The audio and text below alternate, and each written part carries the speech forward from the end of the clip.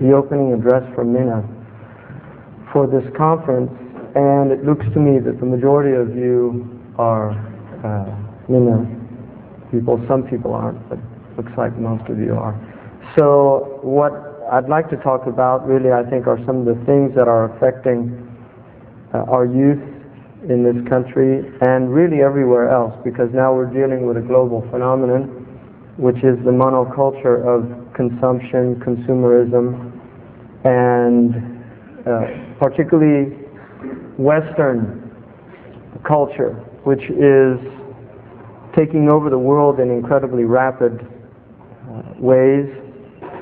I was just, for instance, in Spain, and we spent a month there, and the effect of Americanization, globalization, everywhere you saw billboards with Western actors who suddenly were transformed into Spanish-speaking people because their quotations were all in Spanish. A lot of them were for alcohol campaigns. They had a famous actor called Neem Leeson, I think, or something like that, and several others. And when you look around and see these famous faces on billboards that everybody seems to know who they are, and for some reason people seem to be interested in what type things that they drink, even though they probably don't drink those things, but they're paid massive amounts of money to at least pretend that they drink those things, because if they do, other people tend to follow them. Now, one of the interesting things about human beings sociologically is that human beings tend to imitate. In fact, Ibn Qayyim al-Jawziyah, rahimahullah, in a book called I'lam al-Muwaqqi'in, says that one of the proofs for taqleed, which is the idea of somebody imitating somebody else if they don't know themselves, is that the fitrah, or the inherent nature of people, is to imitate. Human beings tend to imitate. And if you look at this culture, the people that are put up as models that people are now imitating are done through very sophisticated techniques that have been studied very seriously, and many of the people involved in these activities are actually, they have PhDs in psychology. Just to give you an example, in New York, and somebody sent this to me, it was a program that was shown on CBC. In New York, they had a child psychologist who was on this documentary about using advertisements and directing ads at children. And they actually direct ads now at children that are 2 years of age. In other words, there are actually television ads that are designed for children that are 2 years of age. And this, at a certain point, this interviewer asked this man, "Don't you find this unethical?" And at that point it was as if this person actually didn't have that word in his vocabulary. Any word that either unethical or ethical, anything with ethical. And he looked at this person and he said, "Unethical, why? Why would it be unethical?" And she said, "Because you're manipulating people who really don't have the ability to discern, because of their age, that they're unaware that they're being manipulated." And he said, "Well, if we didn't do it, somebody else would." And this was his type of justification. Now, I think that actually that the question asked by this woman was, I think it was an ingenuous question, for the simple reason that I think that it's not just children that don't realize they're being manipulated, it's actually everybody. It's the adult population as well, because there's a lot of people that think that they can watch these things and they don't think that they're being affected by it. They actually believe somehow that they're immune to it. Well, it's affecting all these other people, but I'm not affected by it, right? As he puts on his Ray-Ban glasses and ties his Nike shoes and gets into his Lexus car. I mean, all of those things, why does he have them? He didn't really choose them. They were actually implanted in his mind because he's buying on impulse. Most people, in fact, they call it impulse buying. They don't actually buy because they want something or they need something. They actually have been programmed to buy these things. Now, the average person in this country is seeing, according to studies that have been done on this, 3,000 commercials a day. This doesn't include television. This is talking billboards. A lot of this doesn't include like T-shirts. All these people going around with T-shirts. And I saw somebody today, a Muslim, he had this Calvin Klein thing. I said, is he paying you? Do you have a contract? He said, no. I said, well, you're getting robbed because you're giving him free advertising and you're not getting any money out of it. That's un-American. But that's the thing. They don't. Why is he wearing a T-shirt that says Calvin Klein on it, who's a pornographer basically? And then he's got a hat that says, I love Islam. I mean, something's, it's one of those what's wrong with this picture type thing. And I don't think he's really thought about it. That's my guess. I don't think he's really thought about it. Because a lot of us haven't thought about these things. A lot of us have been asleep for a long time. A lot of these experiments were done when we were little kids. We were put in front of televisions. We didn't realize what was happening to us. It was actually a form of child abuse. Unfortunately, most of the parents didn't even realize, because the television in this culture is used, and I wrote an essay about this, it's used like the Pied Piper of Hamelin. I don't know if people know that story, but when I was a little boy, that was one of the stories that was read to me. And it was about a group of children. Well, the story is that a bunch of rats take over this town, and they're driving the town crazy. So this piper comes in, and if you know European and Western motifs, the piper is usually the devil. Pan, Puck, there's a lot of, but the piper is usually the devil. So the Pied Piper comes into town and he says, I'll get rid of your pests for you, but you have to pay me. This is ancient pest control. And so they agree on a price. Sure enough, he takes his flute out and all these rats follow him out of town. And he dumps them over the ocean at a cliff, and he comes back and he wants his pay. Well, now people are greedy by nature. And so the mayor decides, well, they were probably left anyway, and we're not going to pay you. So he gets upset, and what he does is he plays his pipe, and all the children follow him out of the town. And he takes all these children, and they're hypnotized. You see, they can't, and he takes them into a mountain opens up, and he goes into the mountain, and everybody goes in except a lame child. One child doesn't make it, and all the children disappear and they're gone, and then the town goes into mourning because they've lost their most precious thing, which is their children. And in a sense, that's what's happened. The television is like the Pied Piper. Children have this interesting dual nature. On the one hand, they're like pests. Right? They're like rodents. People don't like them in the house. They cause problems, they break things, they're smelly. They do a lot of things that really drive parents crazy, particularly men. Men are driven more crazy than women. In fact, some people claim that that women are much more in touch with their children than men are. There's a lot of people say that men just think that there's a bunch of little people living in the house or something. But anyway, they have this pesky side to them. So what do people do now? They call in the Pied Piper. And they put this child in front of the Pied Piper. And he takes away that pesky element of the child. Because suddenly the child's no longer screaming. It's no longer clamoring for something to do.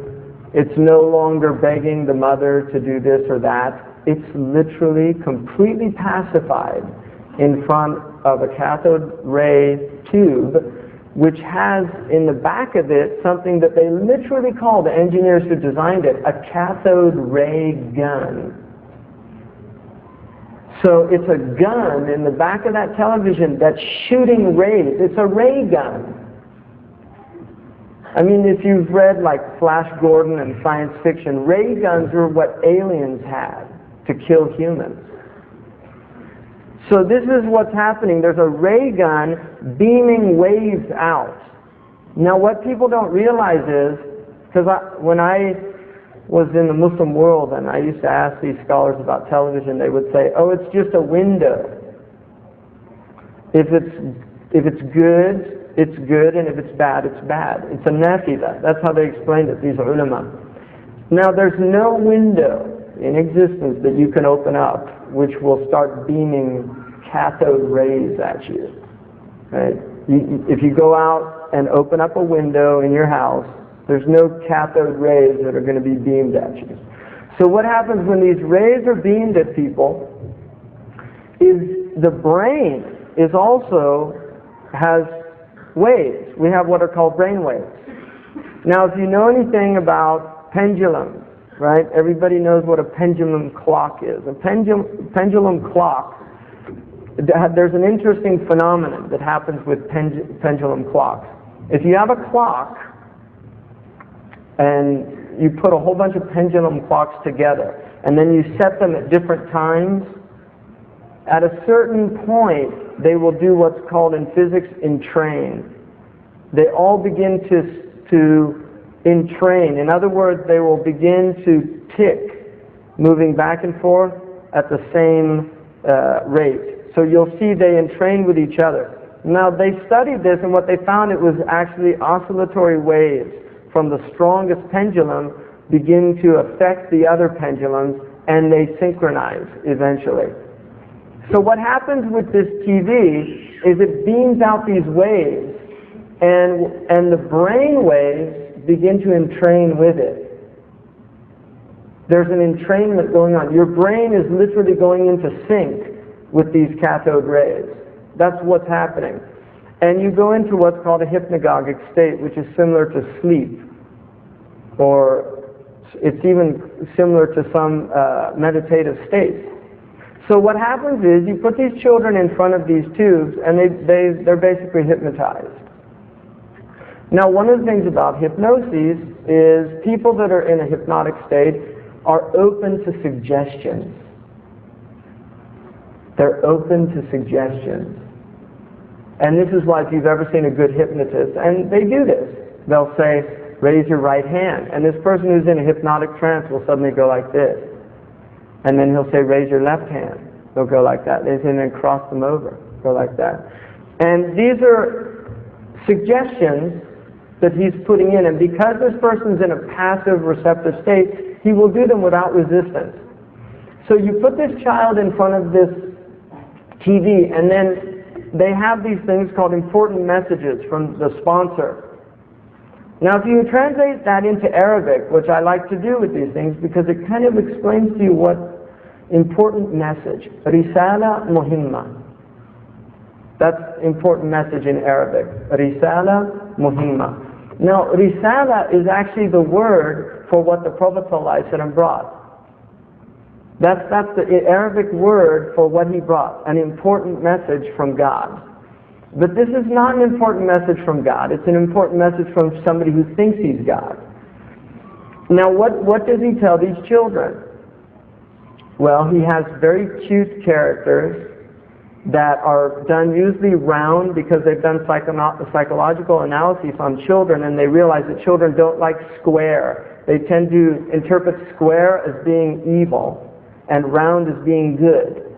So you'll notice that most of these cartoon characters are rounded characters, like the Pillsbury Doughboy. He's round. And you'll notice that the evil characters tend to have square faces. So whenever they show Muslims and things like that, and they get these square-faced people, right, to do that. This is really, I mean, it's well thought out stuff. So they have these children in front watching this, and then this character comes on like Tony the Tiger. And Tony the Tiger, it's alliteration, it's got a little kind of, sounds cute. And he does these things like roars. Children like that, roaring and things like that. So he watches these things, and before you know it, then the mother's taking him to the store, and if you notice at the store, because they all work together, all these corporations hire the same companies to do the same research. You'll notice that children's cereal is all on the bottom shelf, because children are little people, and it's hard for them to look up. But when they're down there walking with mom and they go down that aisle, they look and suddenly they see Tony. And he thinks Tony's his friend, because Tony talks to him on the TV. And children have a hard time distinguishing reality from virtual reality. Right? Real fun. Right. So suddenly the child's screaming, I want that. Now at that point, the mother's got a problem. Now some of them have gotten clever and they bring the Pied Piper with them, so they give them, when they go into the store, one of these games that they can play, like a Nintendo type game. So the kids there doing that. And that's between Ritalin. See, they're all wondering why their children are all on Ritalin, because they're hyperactive. Well, another thing about television that you should notice about children's television, it's all speeded up. Did you ever wonder why that is? Why is Sesame Street in fast motion? Did you ever wonder that? Why Sesame Street is in fast motion? And A is for Allah is in fast motion as well. Or A is for Asad. They didn't even get that one right. Alif is for Asad. There's a video, quote-unquote Islamic video, called Alif is for Asad. And that's in fast motion too, because I actually watched it. It gave me a headache. Now, the reason that these things are in fast motion is because back in the 1950s, they did studies on children watching TV, and they realized that children under 4 won't watch normal time TV.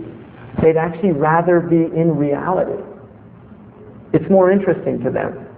But when they speed it up slightly, it engages their mind. And they'll be hypnotized by that fast movement, like cartoon movement. And what happens is, before long they've been trained, and then they can't pull away. They're literally entrained to the television. They can't pull away. And that's why you go up to the child and you go like this. Do that. It's just an experiment. Just go up to your little brother and go like that, and he won't see you for 3 or 4 times. And then finally he'll come out. You break the entrainment because you're breaking the waves. That's what you're doing when you do that. You're breaking the waves, and the entrainment's broken, and suddenly he's like, leave me alone. Because he wants to go back, and then he'll just leave me alone, and then he'll re-lock into the television, right? I'm not making this stuff up. People, do you think I'm making this up? This is happening all over the world right now. There are millions of people in this country. There's probably about 200 million people right now in Canada and America sitting in front of cathode ray tubes right now in train, watching such inane tripe that they have to be told when to laugh with a laugh track. That's not real laughter. It's canned laughter. That's how bad the jokes are. I mean, have you ever noticed how you don't laugh at any of those jokes? Right? Really, if you're intelligent. If you do, it's a sign that you've got an IQ of less than about 70. So don't admit that you do, even if you do. Right? So how does that relate to all of us? Well, now to get to what I want to say. I believe personally that if we are to maintain an Islamic identity, then we have to protect our mind. Your mind is the most precious thing that you have, your heart, and it's something that Allah subhanahu wa ta'ala said, إِنَّ السَّمْعَ وَالْبَصَرَ وَالْفُؤَادَ كُلُّ أُولَٰئِكَ كَانَ عَنْهُ مَسْئُولًا. The hearing, the sight, and the heart. All of those the human being is responsible for. You're responsible for them. Now the thing about Why hearing first, and then sight, and then the heart? The reason the Quran almost always has hearing precedes sight. If you look in the Quran, you'll always see sama' precedes basar. And the reason for that, one of the reasons, is that hearing is circular. It's not linear. The eye looks linearly. Hearing is circular. You can hear people from behind you. You can't protect your ears in the same way that you can protect your eyes. In other words, people have quicker access to your ears than they do to your eyes. If you see something you don't want to look at, you can immediately turn away. But if somebody is telling you something, it's very difficult just to plug your ears. And Abdurrahman al-Awza'i radiallahu anhu used to do that. When he would see mubtadi'ah, he would literally plug his ears. And somebody asked him, why do you do that? He said, one of them said something 20 years ago that's still bothering me. It's still bothering me. Now, this is an imam who plugged his ears when he saw a Muslim who had beliefs that were not congruous with Islam. What do you make of people that have spent 20 years, Muslims, watching kafir television every day of their life? What are we doing? How is that affecting us? How is that affecting us if you turn on your television when you go home and you watch every possible haram thing that's imaginable? One of the things that the ulama say, it's haram to watch the haram, to look at the haram. What is that doing to our hearts? And how do we preserve our spiritual integrity if that's the state that we're in? How do we do that?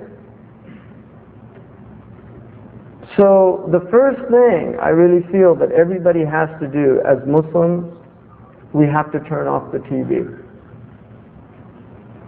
How many people, I'm really serious about this, how many people in here are willing to do that?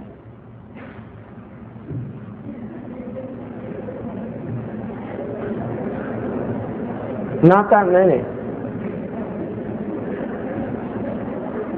I mean, I'm glad that people are honest. I'd rather have honest people than all these hypocrites. Allahu Akbar, takbir.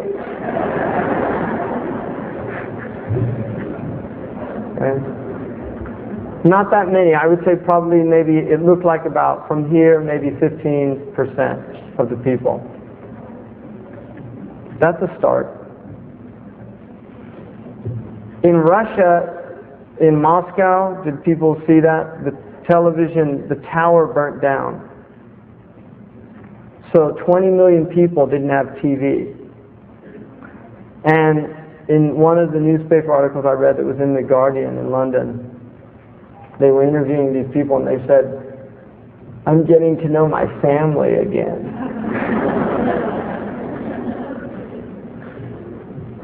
And one lady said, I hadn't realized how much my husband had aged.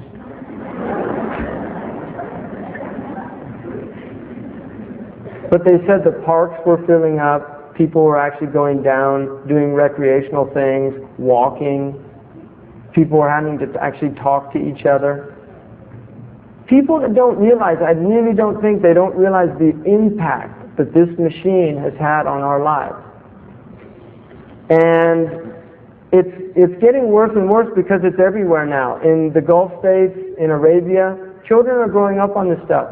My children who don't watch TV, we were in Spain and we were with some children from Arabia, and they were, every time I'd see my son, he'd have this word or new game or something. I said, where did that come from? And he said, from so-and-so, that they were playing that game. So I asked the boy, and it was some television program he'd watched. And this is a true story. My boy was with an Arab boy, and he drew a picture, and it was a picture of a scholar, and he said that's what he wanted to be when he grew up. And this Arabian boy said to him, no, you should be a CIA agent. He didn't even know what the CIA was. I haven't told him about that yet. I'm trying to protect him for a little longer. But he said he should be a CIA agent,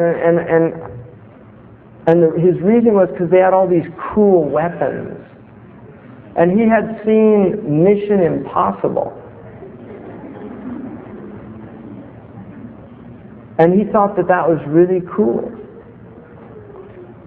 So this is what's happening. We have Arabian boys that want to be CIA agents in Mecca.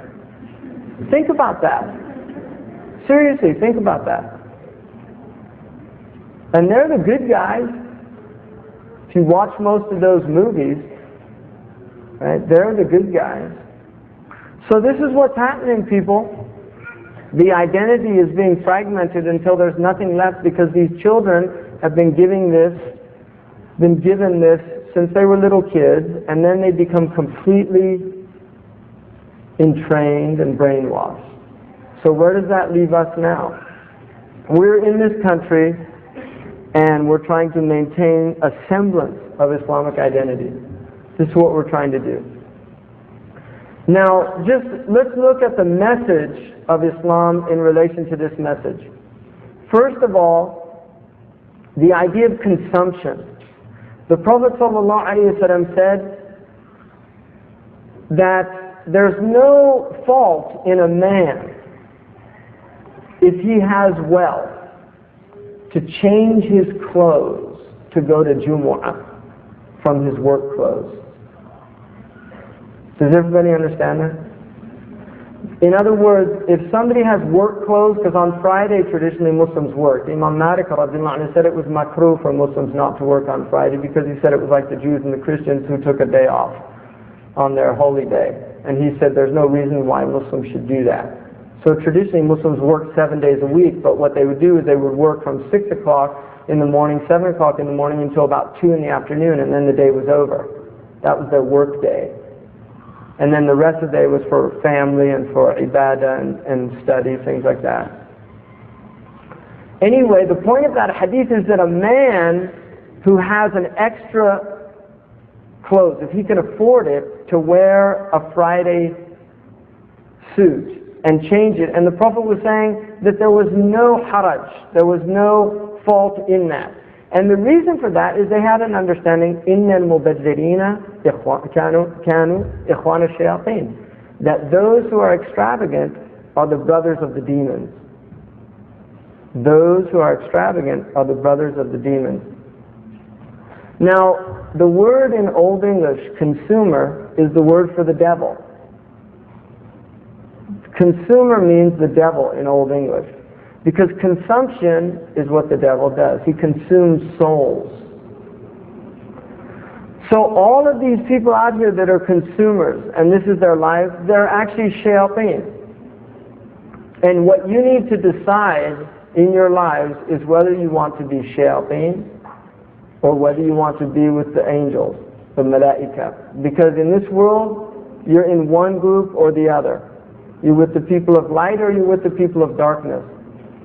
All of our youth here, you have to ask yourselves whether you want to be people that go with the flow, that watch all the latest movies, that buy all the latest CDs, that listen to the coolest or whatever the hippest radio station is. And then you go to school and that's what you do with your friends. You talk about what movies you saw. I mean, how many people now, that's all they have to talk about? Seriously, how many people now that you know, when they get together, what they talk about is what they saw on TV? What movie they saw? What's that? That's what people talk about now. What do you think about that? Are you content with that? To spend your lives watching imaginary people, fictionalized characters portrayed by prostitutes, because a prostitute is somebody that sells their honor for money. And these people will take off their clothes, they'll pretend to have sexual relations with people that they don't have any emotional feeling toward or any legal relationship with. This is what they do. and people watch this. You can't watch a PG-rated film. The G-rated films are filled with sexual innuendos. And if parents think that because it's got a G on it, somehow that makes it okay, because it's for general audiences, you haven't watched any of these films. You haven't thought about what are the messages behind them. These are messages. And they're messages from enemies of humanity. That's the only word for them, because they are shayateen. And they've declared war on human beings. They have declared war. And it's taken them a long time to get to the stage where they can just come all out now. They couldn't do it back in the 30s and the 40s when there were still Christians in this country. There were still Christians in this country that actually believed that it was blasphemous, that this was against, it was sacrilegious. It took them a long time to get to that stage where they could just keep at it like somebody chiseling. Just keep at it. Keep hammering, or like water on the rock, you break them down. And eventually it broke, and now they're just full force. They can come out with demon worship, films in which criminals are heroes. Criminals are heroes now. Look at how many films in which the hero is a criminal. There's no resolution of good versus evil. Crime pays. These are the stories that are being told to people. They have a story now about a car thief, and it's the joy of stealing cars. I know a couple of people seen this film probably in here. Really, how many people, just be honest with me, how many people, who's willing to really be courageous and say, yes, I saw that? About as many as those are the honest ones. There's probably a lot more that have seen it, but I didn't see it. I wouldn't see it. But the point is, here's a film about a car thief who's a hero, according to what I read.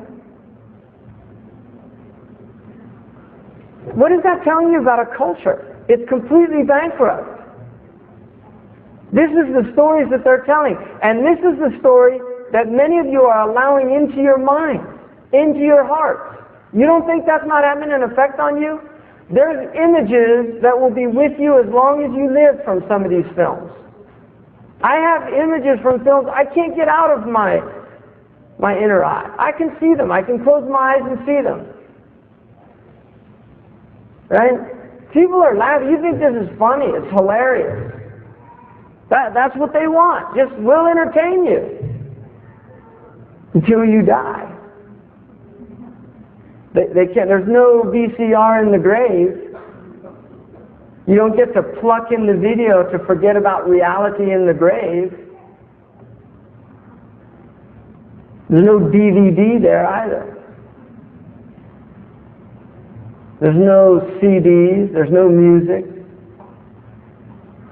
It's not there. And either you believe it or you don't, and that's your choice. But if you believe it, my suggestion to you is to recognize what's happening to you. You're basically possessed. That's what I would call it. If you're watching television on a regular basis, then you're under possession. And I would suggest that most of you are probably addicted. You're unable to turn it off. You don't have the willpower to do it.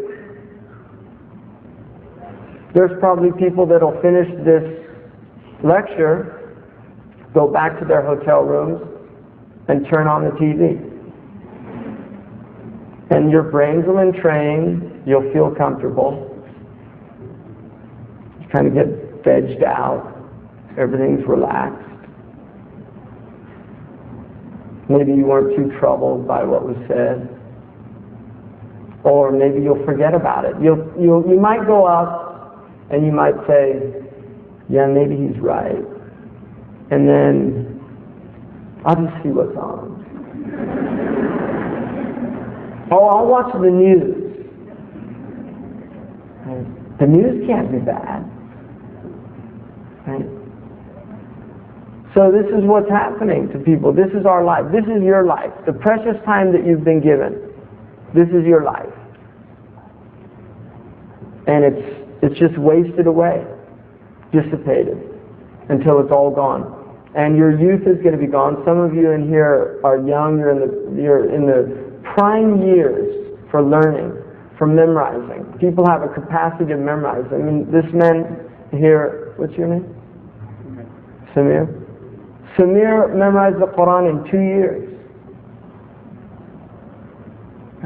But that took effort. That wasn't easy. It took willpower, it took discipline, consistency, and now it's going to take willpower and effort to maintain it, because now the hard part begins when you finish it. Really, that's the hard part. But on the Yawm al-Qiyamah, according to the hadith, the Huffaz have a place, they're given a maqam, and everybody envies them. يَغْبَطُهُمْ. People envy them. So if you put this world in relation to the next world, it'll change your perspective on this world. But if you just stay in this zone of illusion and desire and shahwa, you won't think about it. None of you will think about it. You'll just go on with your lives. They'll be empty, meaningless lives. That's what they'll be in the end of the day. You'll have wasted the most precious opportunity that you've ever had. Now, I just was with a Frenchman in Spain who had just become Muslim. He'd been a Muslim 6 months. And this man was very serious. During the time that we were there at this study course, he had a dream of Isa alayhi salam, who came to him in a white robe, and he said, "Get ready for the end of time." That's what he told him. And he came to me and told me, he said, "What is that dream?" He said, I felt all this peace in the dream, in his presence, and I felt incredible.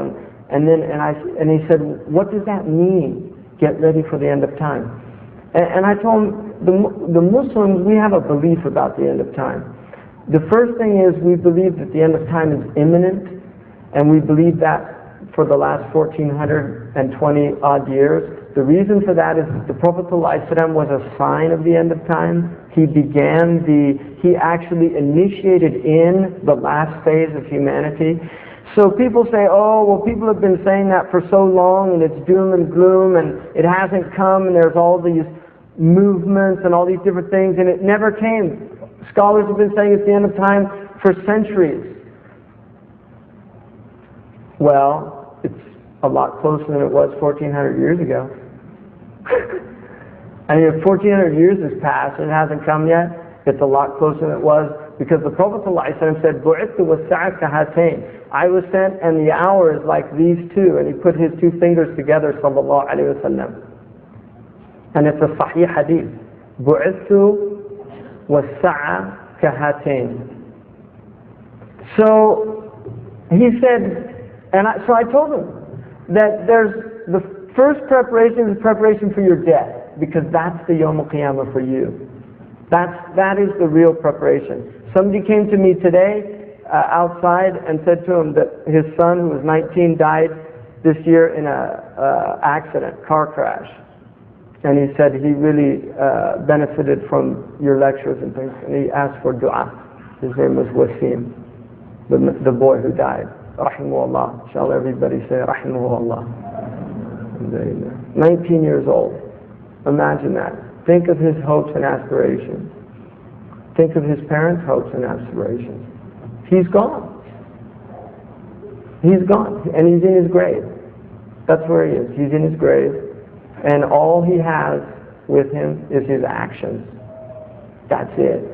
Nothing else to accompany him in his grave. His actions. So that's the end of time in reality. And then there's the big end of time, where this all comes to an end, which is going to happen. But Allah Ta'ala alam, we don't know, I don't know, nobody knows that. It might last for another 100, 200, 300, 400 years. Nobody knows that. Nobody knows the hour. So this man came, and that's what he said. He said he saw that dream. Now, we spent a month in this place, and at the very end, the last talk that was given, the last words that were said, it was about the drought in Spain and that the earth was dying for sajda to be made on it. And that was the last statement. He came to me afterwards, just as I was leaving, I was on the way, and he said, in this talk that he gave, that was given, his last piece of paper finished that he'd had with him for the whole course. On the last line, he wrote the last line of the talk, and his ink ran out. Now, what that is, those are indications that Allah subhanahu wa ta'ala gives to people. These are things that happen in your life that Allah subhanahu wa ta'ala gives to let you know that these things are real, that there's a reality, that Islam is true. And most people are completely veiled from these things. They're veiled in their lives, they're hidden from it. And that's what happens. So, my hope is that you begin first and foremost by disengaging from all the messages that are being put into your hearts. If you want to engage reality, the first thing that you have to do is disengage from unreality. And that's a choice every one of you has to make, and everyone's capable of making. And that's all I have to say, but I will allow some questions if anybody has any questions. Allah subhanahu wa ta'ala said, لا تحرموا ما أحل الله لا تحرموا طيبات ما أحل الله لكم. Don't make good things haram for you. ولا تعتدوا إن الله لا يحب المعتدين. But don't go to extremes. Allah does not love transgressors. Don't transgress the boundaries. And one of the things that Allah has given us is time. And this is the greatest gift. Allah subhanahu wa ta'ala says in the Quran, وَالْعَصْرِ إِنَّ الْإِنسَانَ لَفِي خُسْرٍ إلا الذين آمنوا وعملوا الصالحات وتواصوا بالحق وتواصوا بالصبر. By time the human being is in loss. By time the human being is in loss. The nature of time is you're losing. It's dissipating. It's like the sand clock. Time is running out. Except إلا الذين, except those who believe, do good actions, enjoin to truth, to what's right, and then enjoin to patience, because if you enjoin to truth, you're going to have tribulation. The point of that is those are the only human beings that are investing their time for the akhirah. The other people are wasting their lives away. Your time is dissipating, your lives are a waste. Some of you in this, the Prophet ﷺ, the majority of his initial people were under 20 years of age. Under 20 years of age. Some of them were in their early teens, and they were being persecuted for their beliefs. So you have to decide what you want to do with your life. That's what you need to decide. There's 30,000 Muslims convening here, approximately. There were 35,000 registrations. 30,000 Muslims.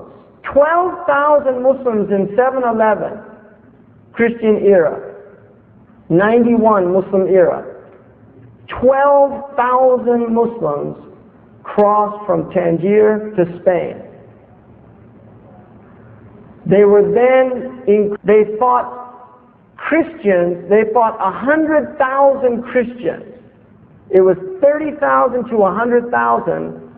They were unarmed, ill-equipped. It was in Ramadan. The battle began in Ramadan, on the 27th of Ramadan. The 27th of Ramadan, and they defeated the Christians. The Christians had brought chains down to take them slaves. They literally brought all these chains down because they were convinced that they were going to completely wipe out these Muslims. There were only 12 Arabs. Only 12. They were almost all North African Berbers. There was no Arab invasion of Spain. It was a Muslim invasion of Spain. Now, obviously, times have changed.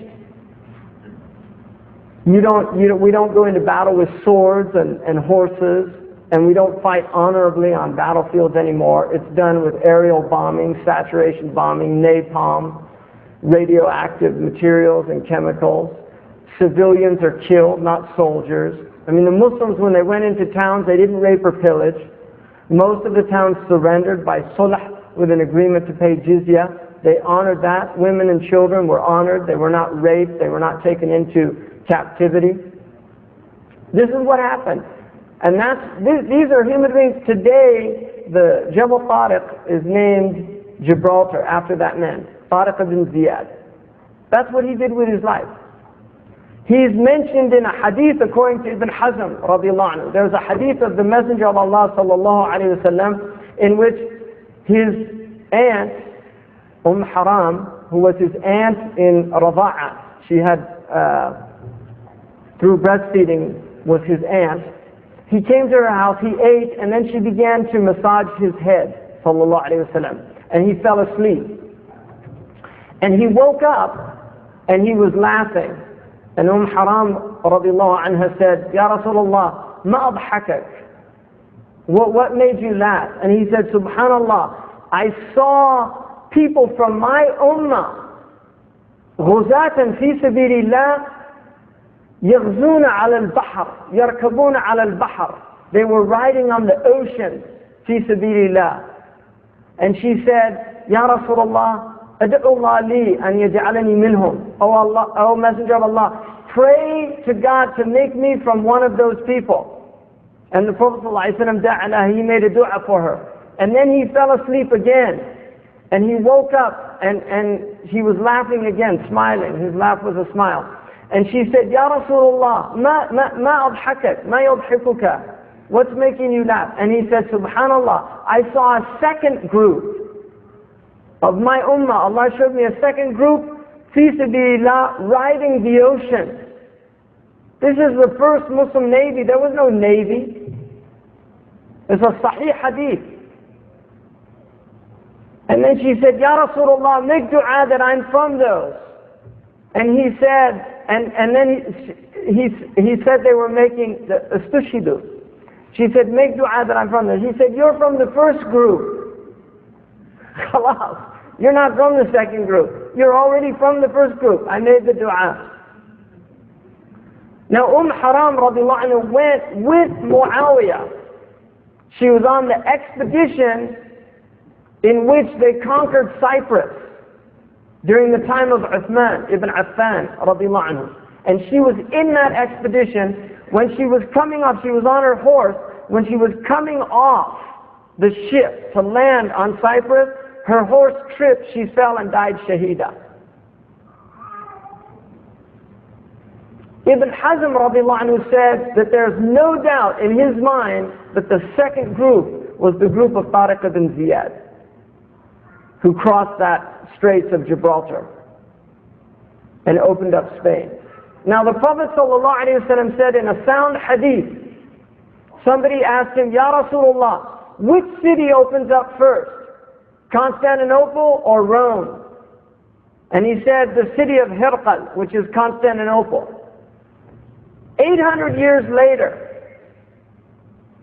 Muhammad al-Fatih, when he was a young boy studying hadith, he heard that hadith. And he decided to be that person. Because the Prophet ﷺ said, Ni'mal Amir wa Ni'mal Jaysh. What an excellent leader and an excellent army that will open the city of Constantinople. And he said, this was his himmah. I want to be that person. I'm going to be that person. And that's what he set his life out to do. And Constantinople fell at his hand. At his hand. Now the Prophet ﷺ said that the city of Rome would fall after that. The city of Rome would fall after Constantinople to the Muslims. 800 years it took for Constantinople to fall. And yet people believe that hadith. Now according to this other hadith, the city of Rome, the Pope's city, will become a Muslim city. And we should believe that. Why should we believe that? And there's no reason why it won't open with, not with weapons, but with da'wah. Because da'wah, and people forget this, is from jihad. Da'wah is in the bab of jihad. There's no bab of da'wah in any books of fiqh. It's called bab ahkam al-jihad, the rules of jihad. Da'wah is in the rules of jihad because da'wah is part of jihad. Really? So who amongst you wants to be one of those mujahideen? This is your life. You have one life. People say, what do we do without television? Make something of your life. Do something with your life. Be disciplined. Memorize the Quran. Learn the deen. Learn your deen. Or even do creative things. Do something creative. Do something that actually there's an end product.